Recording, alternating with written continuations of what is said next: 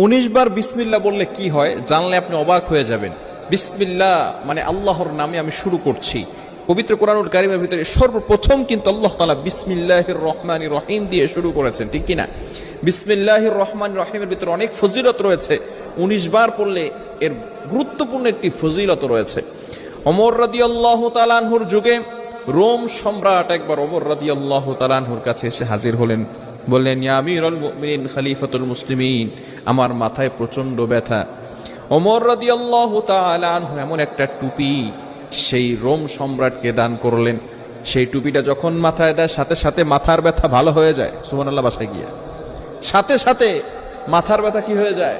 ভালো হয়ে যায়। যদি কোনো ব্যক্তি 19 বার বিসমিল্লাহ পড়ে ঘুমায়, আল্লাহ পাক রব্বুল আলামিন তার নেক আশাগুলো কবুল করে নেন, বিপদ আপদ থেকে তাকে হেফাজত করেন।